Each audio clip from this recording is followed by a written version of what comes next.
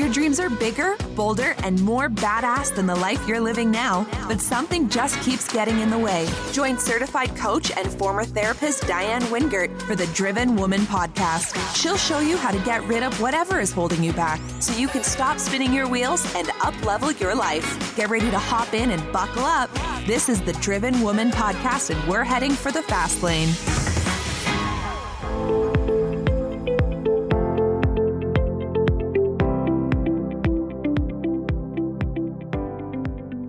Well, hey, Driven Woman, and welcome back. I'm so excited to share my conversation with Deanna Seymour, whose friends call her Dee Dee, our guest today on the podcast, because like me, she followed the rules, she bought the courses, she tried to be a good student of all the celebrity coaches and online entrepreneurs with really crappy results and a lot of confusion. Of course, she blamed herself and bought another course, and so on and so on. So if any of this sounds familiar to you, and you're still in the online business game, meaning you didn't give up, you probably feel really crappy about all the money and time you wasted. Well, this conversation is absolutely going to turn you around, because Dee Dee talks about how she really wanted to get out of her job as a high school art teacher, and so she followed the gurus.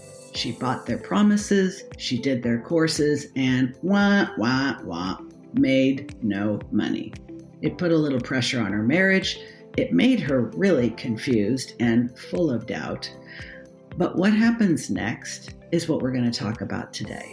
She came to the point where she realized, if I can't do this my way and literally say F that to the rules, I'm out.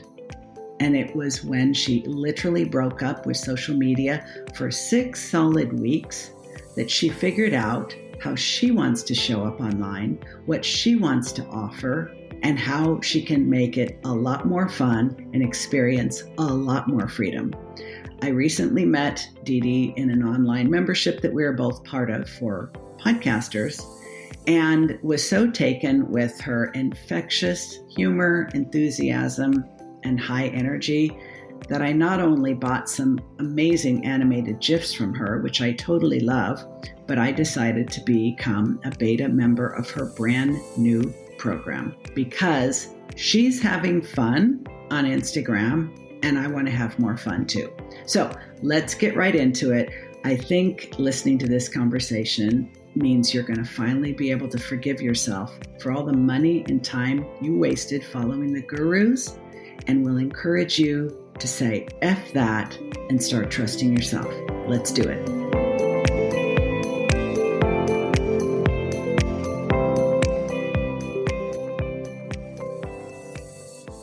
Well, of course, you know that I love every one of my guests, but I don't always get to invite a guest who's someone I'm actually currently working with. But that is the treat you have in store today with Deanna Seymour, whose friends call her Dee Dee. So I'm going to call her Dee Dee as well. Welcome, Dee Dee. Hi, thanks for having me. You're so welcome.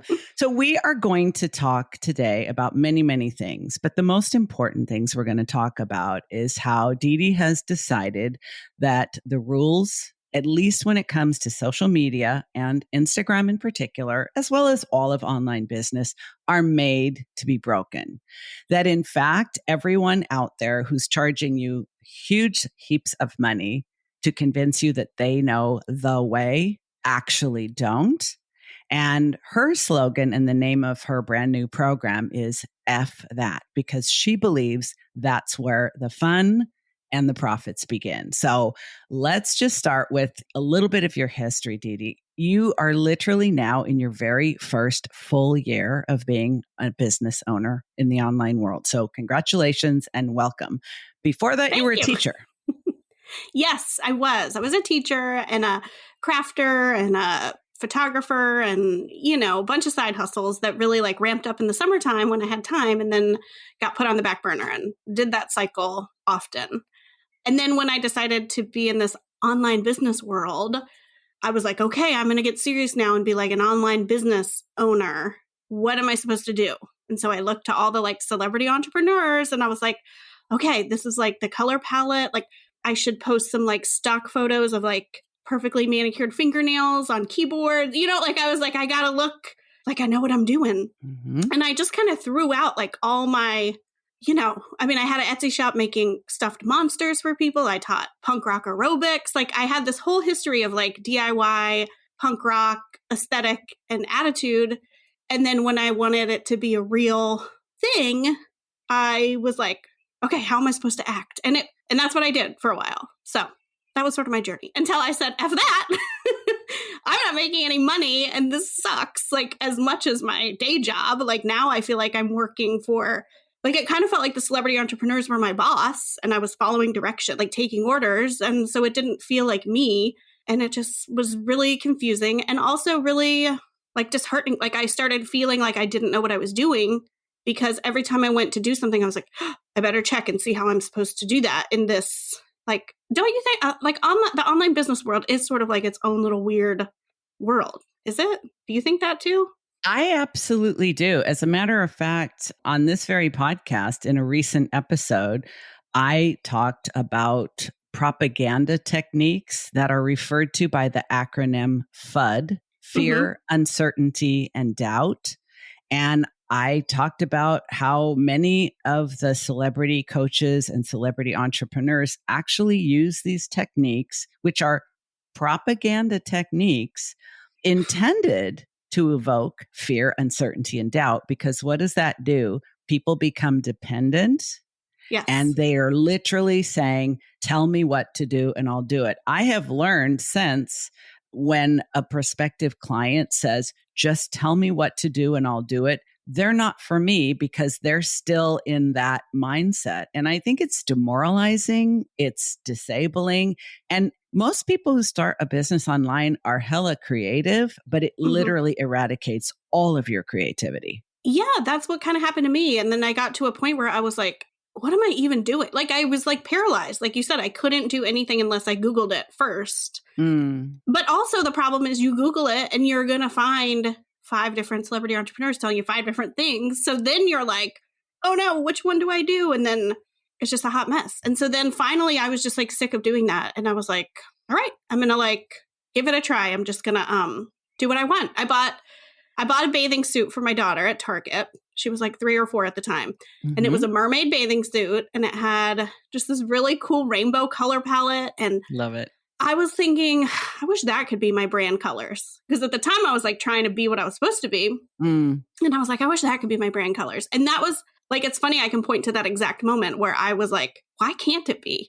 And I changed all my brand. I went to the Target website, got the photo of the bathing suit, pulled it up in Photoshop, used my eyedropper tool, got those colors. And those are the colors I have now. And I love them. And they've been my colors since then. So this is my first full year. But I feel like when I was like all confused and wibbly wobbly, it was probably like I still taught for 2 more years, like doing this. That was like 3 years. The pandemic, right? I'm like, I don't know what year that was. It all blurs together. But so it was a while ago. Been at it for a while. Like, I mean, this is something that I really cannot talk about enough is the entrepreneurial mindset. Because the reality is, Dee, both of us from our respective professions were indoctrinated to follow a certain set of expectations. I say rules, roles, and responsibilities, right? As a teacher, you had certain codes of conduct, your dress code, things that were okay for you to say and not say. As a former psychotherapist, I had the same.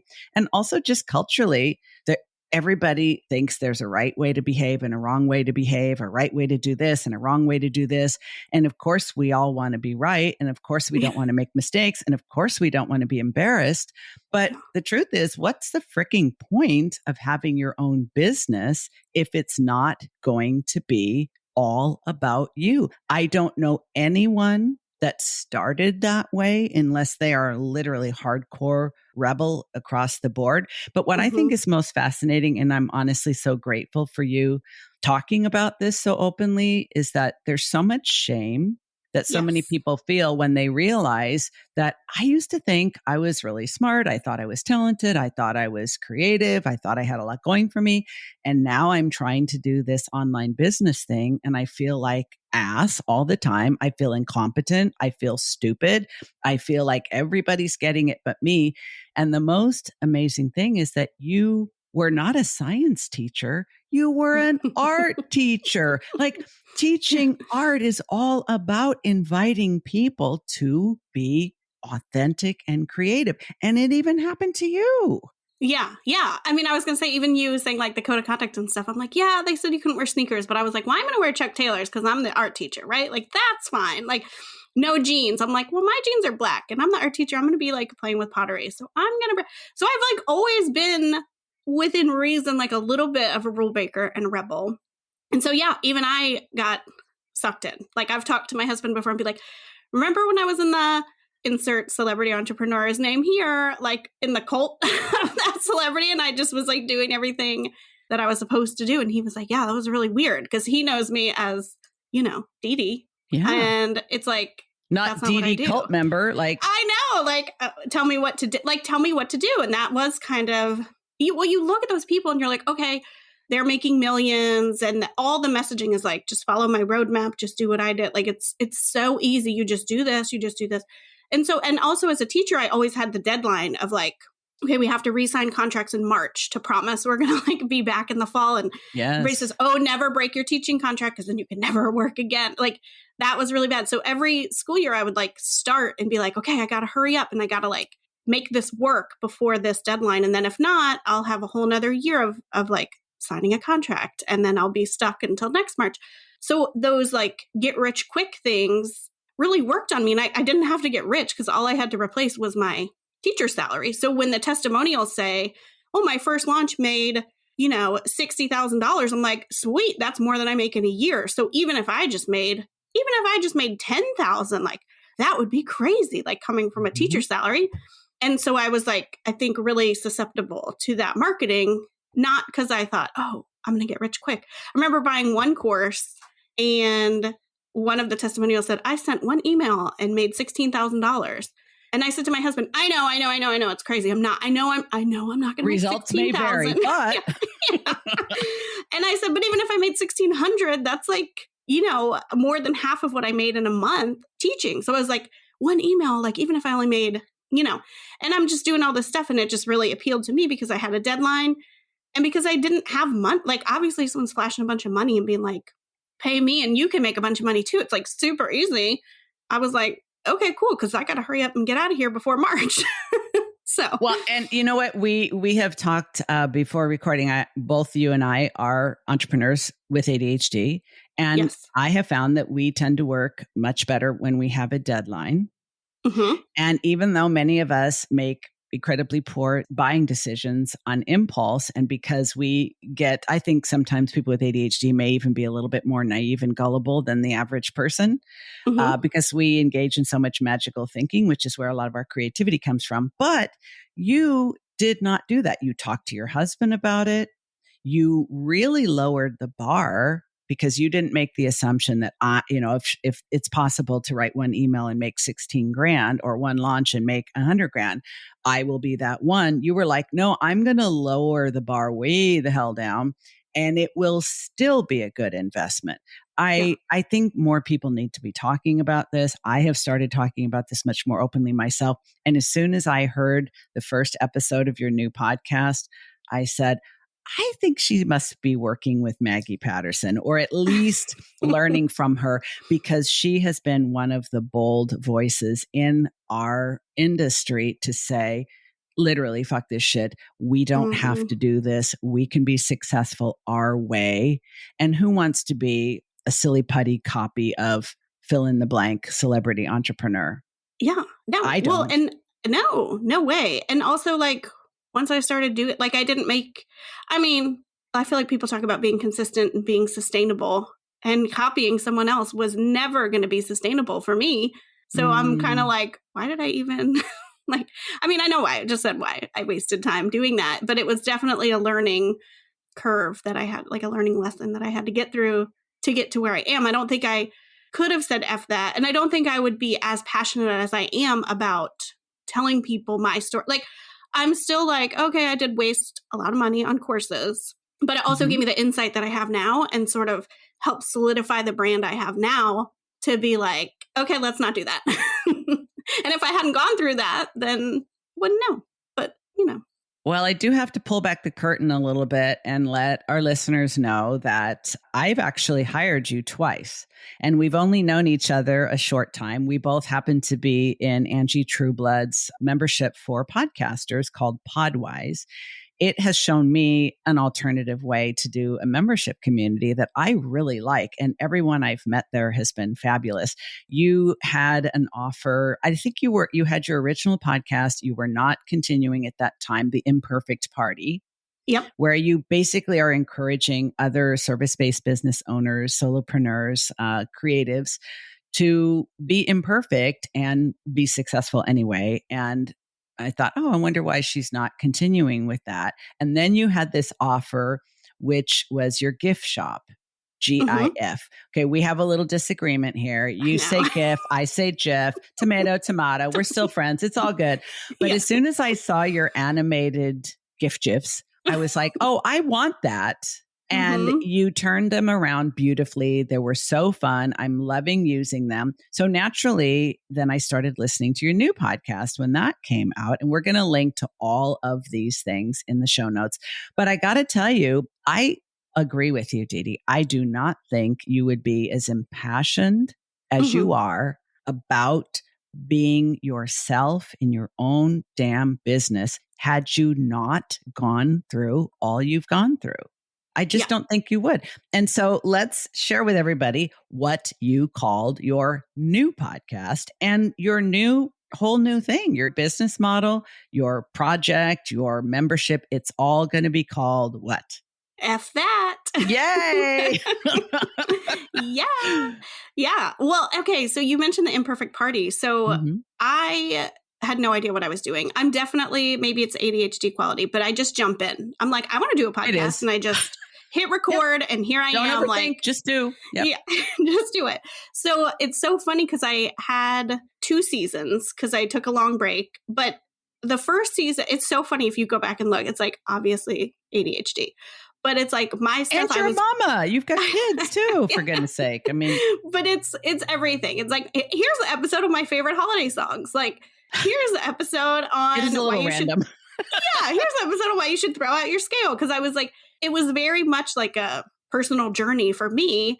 And it actually, like, I had people on who talked about different things like SMART goals and, like trust and whatever. I met some of my favorite like business buds doing that podcast. So I'm happy I did it. But in terms of like a message or what am I doing? What am I selling? I have no idea. So I just took a break. I was like, all right, pause this. And season 2 is like no business stuff at all. Like, I'm not going to do online business. I'm going to do, at that time I was like, I'm going to do daily dance parties. So about a year ago, my daughter had a birthday, turned 5, and it was the pandemic. So we did a virtual dance party for her with all our family and friends. Sweet. And then I was like, okay, this is like maybe going to be my business. Because I told you about punk rock aerobics. Yeah. So I was like, I'm going to do just like be your imperfect self. Yeah, I was like, be your imperfect self. Dance parties, like screw online business. I hate them all. We're not doing it. And then I was still felt drawn back because I feel like you were saying we're entrepreneurs. Like, I just really wanted to be part of something. Like, I was like, there has to be something. And that's when I started discovering like the Maggie Pattersons. And it's funny when you start following people like that. And my coach, Kathleen O, was an amazing resource. And I guess we actually started with Kathleen like right around a year ago. And then it just like opened up my world to Kelly Deals and all these people. And I'm like, okay, I'm not the only one who thought this whole world was weird.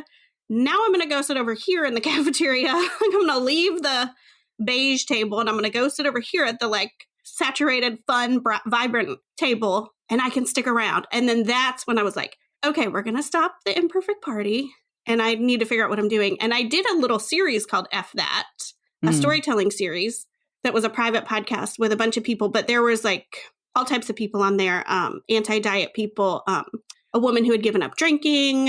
My coach, Kathleen O, talks a lot about psychedelics and how that helped her heal. And so there were like all these stories of like times when people were like, F this, here's how I'm going to change my life. And so it was still like had one foot in the Imperfect Party. I don't want to talk fully about business. I had Liz Wilcox on that series talking about her $9 membership because she was like, F that, I'm only going to charge $9. So I still was like dabbling, but I was too scared to like really recommit to the online business world. But then I did. And so now I'm like, whatever, I love that name. F that. I'm going to use that for my podcast. And we're going to go all in and talk about how people can do business differently. So that's where I am. You know what's so fun about this is that you naturally have a lot of the qualities and characteristics that entrepreneurial people must have. Like the fact that you're willing to have an idea, think, this could work. And without having to like do a bunch of research, see who else is doing it, meet with your team, you just say, I'm going to give it a try. And a lot of those things will die on the vine and will be forgotten by you and everyone else, if anyone even knew about them.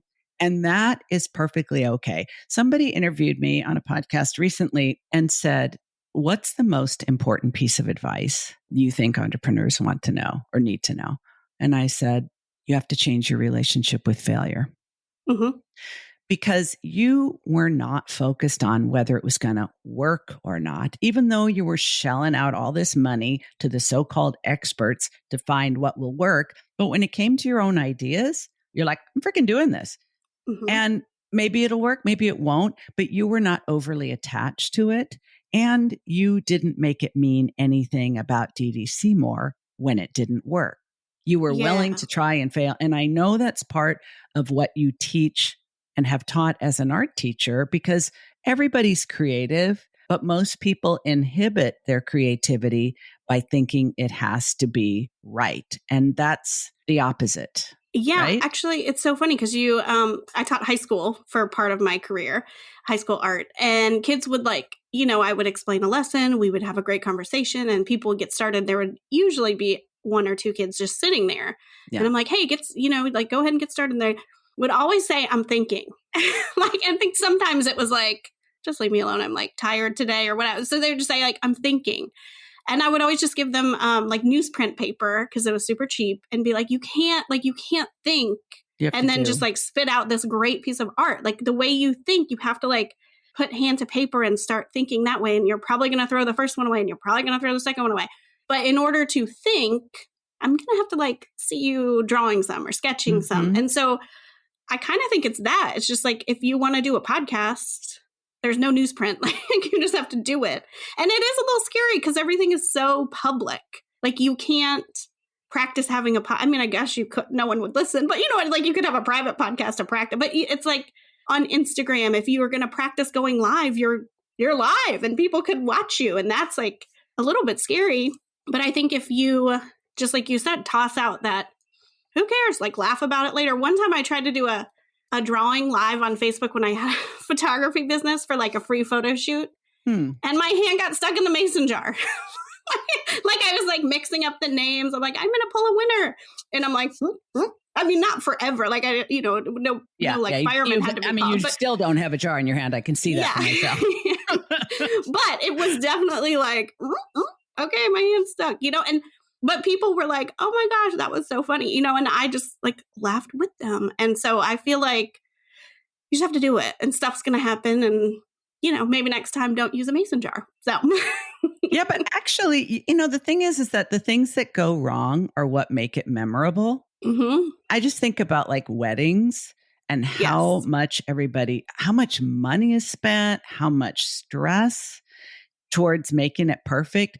The only weddings I remember even being there are the ones where like the back of the dress ripped, the flower girl fell down and started crying, like somebody taped "Save Me" on the bottom of the groom's shoes when he knelt in front of the altar. Like it's the funky stuff that of course, when everybody gets shit-faced drunk and starts screaming and punching each other, that's really not what you want. But, you obviously don't think that any mistakes or things that don't work out the way you would have liked mean you should stop. But I think we all have to go through that thinking, oh, am I even cut out for this? I don't seem to be able to do this the right way. That's a choice point. And for anyone listening that's thinking, man, I've been at this for weeks, months, years, decades, and I'm just not going anywhere, do not assume that means you should quit. Hey, it's Diane with a quick interruption to the episode because I've got a couple questions I just need to ask you. One, are you where you want to be in your business? Are you making the money you want to make, working the hours you want to work, seeing the clients that you want to see, and getting the income and impact that you went into business to get? And if the answer is no, what's holding you back? Why is there a gap between where you are and where you want to be? Do you know the answer? In my experience working with female solopreneurs, so many of them don't even really know what's standing in their way, and that is so frustrating. So I created a little quiz called What's Holding You Back? There's a link to it in the show notes. If this is you, please take the quiz. And if you do, DM me on Instagram at Coach Diane Wingert and let me know your results. Now, on the other hand, if you already know what's holding you back, if you already know what the obstacles are that are getting in your way from achieving the income and impact that you deserve and desire, then I don't want you to take the quiz. Forget about the quiz. Go directly to the other link in the show notes and book a consult with me. I may be the very coach, and this may be the year that you put all of that behind you and really have the business that you went into business to have. For everybody else, keep on listening. And if you find value in what you hear, don't forget to leave me a rating and review on Apple or wherever you're listening. Here we go. Back to the show. I adopted this phrase of this is what we do here, instead of trying to make it, like for the longest time, I was trying to make it fit everybody's need, where you were attracted. Yes. So that was, I think, the struggle bus. And I don't think I was aware that I was, just because I love people. And when you have potential, I can help you get there. So I think I was allowing too much wiggle. And that's what you helped me through mostly in my memory of like figuring out that it's okay to say, no, this is what we do here. This is that stance. And that's how Beyond Common, 12 Essentials for Success in Life, it finally was completed. It was just like this pieces and parts of things that we had done that worked to make us successful. But it was like through that figuring out how to connect everything. And definitely your influence helped me so much. Like it was like, you're an angel. In all likelihood, it's time to say F that to all the gurus and the mentors and the so-called professionals who are, by the way, spending a huge amount of money to make you think that. And tap into your own instincts, your own intuition. Be ready to do and not just think and plan, and bring a little bit of Dee Dee's F that energy into everything you're doing. Like one of the things I know you've experienced recently that really helped propel you along this F that path is that you broke up with social media for like a month and a half, right? Yeah. Well, it's funny when you just said that about celebrity entrepreneurs, like I was following them, and they would say things like, oh, you don't have to be everywhere on social media. But I was like, but they were. You're everywhere. Yeah, exactly. I was like, wait, well, which one should I pick? Because you're literally on all of them, like crushing it on all of them. Yeah. And then you're like, you don't have to be everywhere. Just pick one. And I'm like, that seems weird. And so, yeah, I feel like TikTok, I was like, okay, let me try TikTok. Because, you can't help it too. Like you see somebody else go on TikTok and then something goes viral and they grow their email list by a few thousand people. And even if they're not selling you anything, you still like see that and you're like, maybe I should get on TikTok. Like maybe TikTok's the ticket. Like, let me run over there and start doing that. Exactly. And then I followed someone on TikTok who said, make 3 a day if you want to like grow. And I'm like, okay, I can do it. But when you first start making these little videos, it takes you like, I don't know about you, but it took me like 30, 45 minutes to make a 10-second video. And I'm like, and it was just crazy. And finally I was like, I'm just getting off everything. I need a break from all of it. And my husband was like, okay, but you're not teaching anymore. Like, how are you going to grow a business and not be on anything? I know. I feel so bad for all the husbands and partners of all the emerging entrepreneurs online because most of them tend to be more logical. I mean, we creative women tend to marry more logical men. And it's a hard sell to convince them that we actually know what we're doing, because it just seems like we're just frickin' running hither and yon. Well, now I'm doing this. And he's like, but wait a minute. Did you ask me for that course on whatever for Christmas last year? And you haven't even, why didn't you do that? And I'm like, oh, I'm so over that now. Can I have my money back? I know, right? That would be nice. But yeah, he was like, wait, so you're going to get off all of it? I'm like, yeah. And it was so funny because I put up a Facebook post saying like, not to be dramatic and do an exit, but just saying like, I'm going to get off here. So like, make sure I have your right phone number, or would it like text me because I'm going to be off here. And like cousins, I'm an art teacher, and I was so serious about it. I made a spreadsheet because I was really nervous. What? Especially coming out of the pandemic, I was already feeling like a little disconnected and lonely. So there was like a real part of me that was like, if I get off here, everyone's going to forget I even exist. Yeah. So I wanted to be like super organized about like making sure, like I literally had a tab that was like friends. Cause this might be an ADHD thing. Like I will be like, I don't have any friends. Like if I haven't hung out with someone in a week, I'll be like, I don't have any friends. And so I made a tab to remind myself. The shit memory. Okay. Like when you can't remember shit, then you're like, I don't have any friends because you haven't hung out with anybody in a month. But if you have a spreadsheet, then you can be reminded. Oh, I know these people. Yeah, you made the list, girl. I know. I made it. It was like family, like friends. But it was so funny because instantly when I put that post up, people were like texting me being like, are you okay? Like more than one person, maybe 3 people were like, is everything okay? Are you okay? Are you quitting your business? What, you're getting off? And that was like, for me, I was like, this is definitely needed. We're all like, people think there's something drastically wrong with me because I'm going to get off Facebook. We definitely need a break. And so it was probably like a month before I even like missed it. I was so overwhelmed with it all that I was like, because I was trying to have a Facebook group and I was like, okay, Monday's Motivational Monday. Tuesday is going to be Tech Tuesday. Like I was trying to like creating be there, make free TikToks. It's a full-time job. Yes, all the time, like on all these platforms, all the time. And I wasn't making any money. Yeah. Like sometimes I think, speaking of partners, my husband be like, okay, you're working really late. And he's probably thinking like, when are you going to get paid for any of this? Like, thank goodness I was still getting a teacher paycheck over the summer because I wasn't getting paid for all that work, It was crazy. So then I quit it all. Probably 4 weeks in, I started thinking, I kind of miss Instagram because as a photographer, like a background in photography, I was like, that's the most visual. That just to me feels the most fun. Like Facebook is like, let's argue about everything under the sun. Like I feel like the ads are different. Like at least in Instagram, they kind of blend in, which I guess could be bad or good. But visually, it's my favorite place to be. And I thought, okay, I TikTok, but I could make a reel, and I can go live with someone. I liked my podcast and I'm not doing that anymore, but I could go live with someone that would be like, so it felt like Instagram had the most bang for my buck. Like I can be on one platform and I can do many different things, which for the ADHD brain will keep me happy in this one little place. Let me ask you a question before you continue. Do you think, and this is going to be super speculative, but do you think you would have been able to know that Instagram was where you could intentionally, joyfully, consistently show up if you hadn't just completely yanked yourself out of all of it?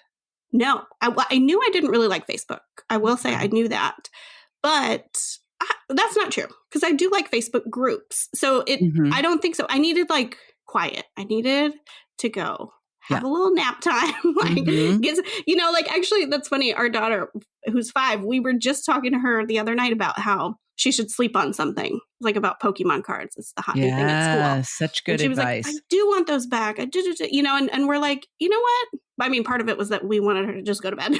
Right. But also we were like, sleep on it, which she saw right through. But I was like, seriously, that's a thing grown-ups do. Like if you feel overwhelmed about the decision, like just go to sleep. We can talk about it in the morning, blah, blah, blah. So I feel like I needed to hibernate on it. I needed to sleep for 6 weeks on my decision.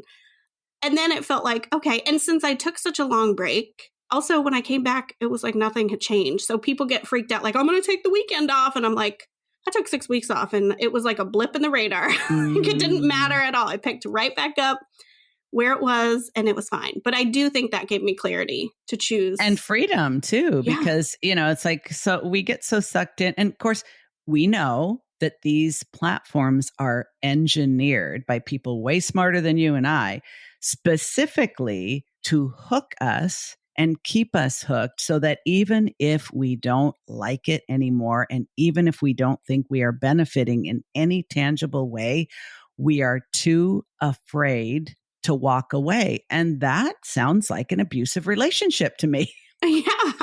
Yeah. You got to make your spreadsheet and get out of there. Yeah. So you broke up and then you said, okay, I'm going to go back to what makes sense, what feels fun, and what I think I can actually stick with without wanting to stab my eye with a fork. You especially like being able to experiment with things on stories. And it was one of the things I wanted you to talk about because I love watching your stuff. I just signed up to work with you on your whole program because I want to enjoy it more and get better results. And the way you show up in a really fun way, I think is appealing because the more serious we make it, the crappier the result. Yeah. Well, I mean, I guess I'm always hesitant because I feel like I naturally lean towards like fun and silly and whatever. So, I mean, I feel like if somebody really likes being serious, you know what I mean? Like I want people to be able to show up, be themselves in a way that, works for them. And I feel like that I'm going to dive into ideal clients for like 2 seconds. Yep. But I kind of say, who cares about ideal clients? Like I've never entered like a new job and been like, okay, I have to figure out what my ideal friend avatar is going to be here. And then I'm going to figure out how I should present myself at this new job so that I can attract my perfect fit friend. You know, like you just go and you like be yourself and then see what happens. You know, as a teacher, I'm like, and then the other like shit talking teachers are going to want to go to happy hour with me. And then we're going to like go to happy hour and complain about our jobs. And it's going to be perfect. And there's other teachers who maybe would be really offended and mad at us for what we're doing. Maybe for sure. Yes. Yeah. The principal is not invited, but I just feel like I was like, why am I getting so wrapped up in like how I need to present myself, especially as a service-based business? So, you know, as a graphic designer, like you have to work with me. I'm going to meet you on Zoom. We're going to talk back and forth. And I'm not going to be able to keep up the facade if I've decided, oh, I want to attract like high-level executives. So I'm going to speak like this when I go on social media. Like it would just be exhausting. So I feel like if you're, you know, forward-facing, like if you work with your clients, just be yourself and your people are going to gravitate to you. And there are people who want someone who's more silly, probably look at me and are like, oh my gosh, she's a hot mess. I'm not going to work with her. But then there's other people who are like down with Dee, like you. And it's perfect. And I get to be myself. Fun. Well, and I think it's really, I mean, listen, I'm not going to start wearing a clown suit. Although I got to say, one of my clients encouraged me to get a couple of kind of silly wigs, and I am going to use your program to help me do that. So I'm just straight up committing to that right now. I also got like, you know, those onesies that are like people wear to events and stuff. Not people like my age, generally a romper. But I bought one that is like a chameleon, including the hood that has the chameleon head. So you're going to help me figure out a way to use that because I bought these things and I'm like, I want to use them. There's a whole silly side of me that more people need to know about. Yeah. And I want to do that because you know what? I think it needs to be fun for us to want to keep doing it. Otherwise, seriously, why don't you just stay in your job if you're going to do things you don't like for people you don't respect for not enough money and not feel like you have any choice in the matter? Stay there.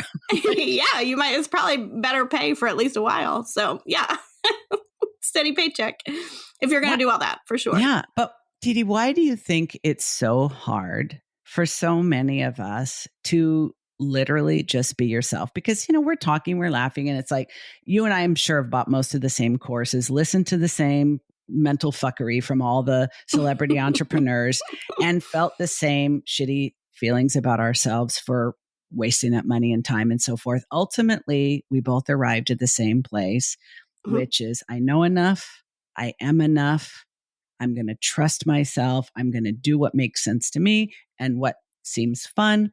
And if I don't like it, I'm going to stop and do something else. Why is it so hard for people to get to that place? And that's question one. And then the chaser question is, do you think there is a quicker way to get there than the hard way that you and I went through? That's a good one. my 3-step formula for, no, I'm just kidding. These are my 3 steps to being yourself. I had that coming. I asked for that. That's so good. Okay. Shoot. I knew if you did a chaser, I would forget what the first one was. Okay. Let me roll. That wasn't fair. Let me roll back. Okay. Why do you think it's so hard for people to just decide to be themselves online? Okay. Now I'm going to be Brene Brown. So I've been watching her HBO special, Atlas of the Heart.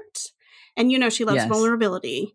And when I was watching it, I was thinking, sometimes we throw around imposter syndrome. Like we feel like we're not good enough, or people always talk about, oh, it's so hard. Like when I worked for a company, I could sell stuff like nobody's business. But when it's me, it's like, I feel like an imposter. And I'm like, watching the Brene Brown thing, I was like, I think we're just feeling really vulnerable. Like you're just putting yourself out there. You're like, hi, would you like to give me, $700 for me to make these graphics for you? And then you have to wait, and they might say yes and they might say no. And it's really scary. It's like asking someone to the prom. That's why it's so scary, because it's it's especially like a service-based business, or, do you want to be on my podcast? Yes. And somebody saying no, then you're like, oh, okay. It is scary. You're putting yourself out there. So I think it's really the vulnerability. And that goes with being yourself on Instagram too. It's so hard. And we all know it's like everybody's highlight reels. You know that somewhere in your brain, but you're still like, well, I don't know. They still they did take their kid to the zoo. That's I don't think they staged that photo. It looks like they went to the zoo. We didn't see the meltdown in the car. We didn't see all the backstory, but you start to feel like, well, I didn't take my kids anywhere today. Or, so I think showing up is just it's that vulnerability. But I do think the more you do it, it gets easier. And then the less people judge you for it or like you for it.